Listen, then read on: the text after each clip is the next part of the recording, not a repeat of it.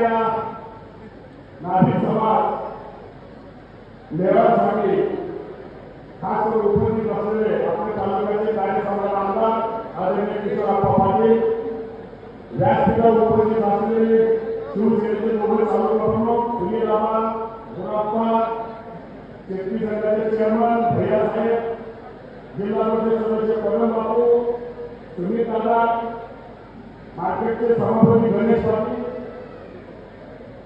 आमचे दिलीप भाऊ देशले, व्यासपीठावर उपस्थित असलेले सर्व मान्यवर, सर्व समाज बांधव, सर्व उपस्थित असलेले सर्व बंधू भगिनी, मित्र एक अत्यंत चांगला असा कार्यक्रम आदरणीय आप्पासाहेबांनी आज आयोजित केला. सर्वोपरी सांगितलं की बा याच्या अगोदर असा कार्यक्रम कोणीच घेतला नाही. मित्र ही वस्तुस्थिती आहे. आप्पांच्या डोक्यात आलेली आयडिया, एक विजन असलेला माणूस सामान्य गरीब माणसाला कसं पोचता येईल याचं ज्वलंत उदाहरण आदरणीय किशोरप्पा आहे.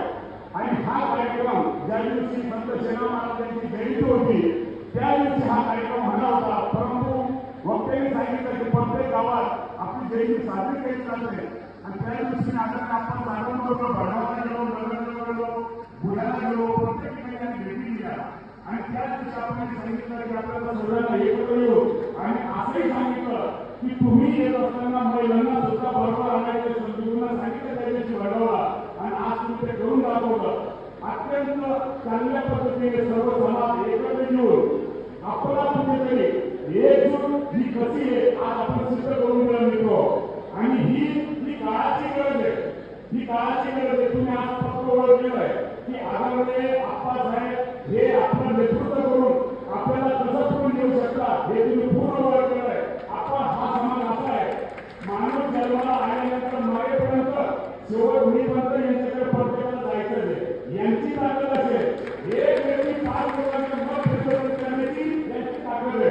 वाटीमा पाणी सदावादाने यांचा हात म्हणजे जगन्नाथ ही वस्तुस्थिती आहे. पण अत्यंत प्रामाणिकपणे त्यांच्याजवळ जुळले त्याचे प्रामाणिक आता मी फार जवळून आलेलो आहे. म्हणून मी आज तुम्हाला आश्वासित करतो की तुम्ही योग्य प्रवास आलेला आहे आणि सर्व वक्त्यांनी आपल्या नेत्यांनी अध्यक्षांनी सगळ्यांनी सांगितलं की आम्ही दिलेला शब्द हा प्रमाण असतो तो कसाच असला पाहिजे.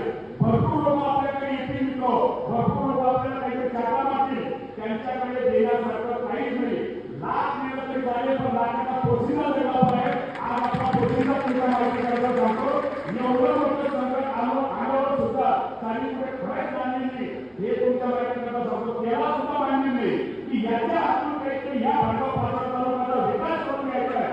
अजून हा कार्यक्रम सगळं सुधारण करायचा आहे. म्हणून आप्पासाहेबांना कुठेही काही झालेलं नाही आणि भविष्यातही होणार नाही. आणि तुमच्या आमच्या सरकारची सर्वांची साथ असल्यानंतर कोणी आपण जातं काही करू शकत नाही. येणारा आपला आहे पण आपण हे चुकीने हे केलं प्रामाणिकपणे चांगलं काम केलं. आप्पाची हॅट्रिक होणार यात शंका नाही. आप्पा मंत्री सुद्धा होणार आहे पण असं नाही. आप्पांना 40 ते 50 हजार निवडून आपल्याला आप्पांना निवडून आणायचं आहे. आता 5-10 निवडून आपलं समाधान होणार नाही. वस्तुस्थिती आहे. आज तुम्ही किती फिरत असतात त्यांच्याकडे काही नाही. तुमच्या माहिती सांगतो आज तुम्ही पाठोपाठ भडगावला कुठल्याही खेडेगावात जा, कुठल्याही शहरात जा, आदरणीय आप्पासाहेबांनी केलेला विकास हे फोटो उदाहरण तुमच्या समोर आहे. कोणी किती सांगितलं त्यांच्याकडे